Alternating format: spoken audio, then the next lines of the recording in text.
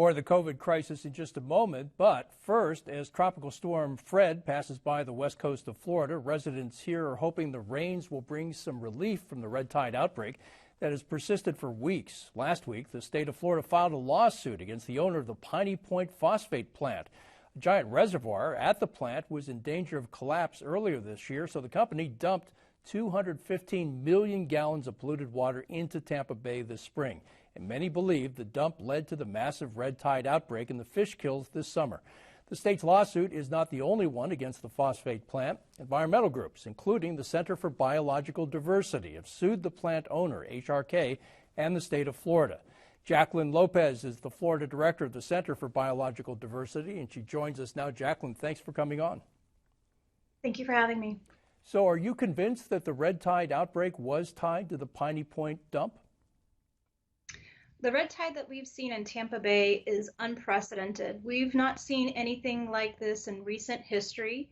To have such prolific red tide killing so many tons of marine wildlife in Tampa Bay is something that you only see when you have a really massive contribution of nutrients, which is phosphorus and nitrogen, to a freshwater system or to an estuary system, like what we saw with the Piney Point disaster.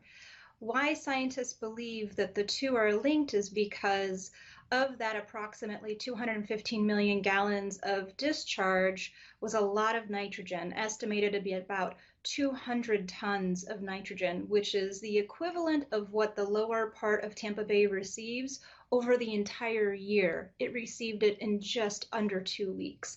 And the type of nitrogen it received was more bioavailable. It was already broken down. It was very concentrated as opposed to nitrogen that might be in the form of leaves and twigs that come down into the water. This was like liquid fertilizer ready to fuel the red tide.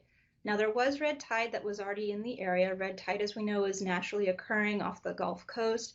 As it moves near shore, though, sources of nutrient pollution can fuel it, and that's exactly what happened here. It was like throwing gasoline on a fire.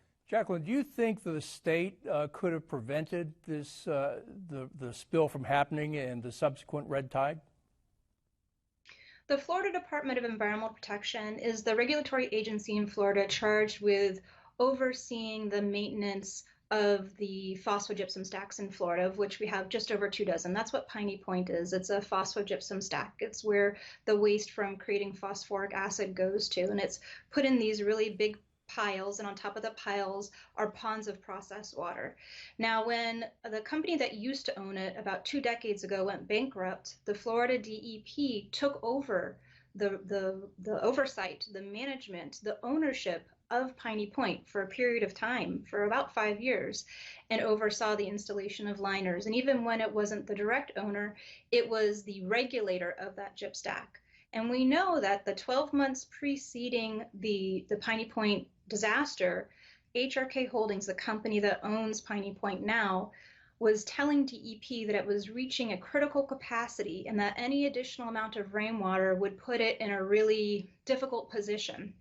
So DEP was on notice, not just that year leading up, but for up to 2 decades before. In fact, when it originally took over ownership of it in 2001, the first thing it did was assess Piney Point, and it determined that it needed to be closed. Instead of closing it, DEP, along with the Manatee Port Authority, allowed Piney Point to be the site where the discharge and the dredge material from Bishop Harbor dredge was placed there.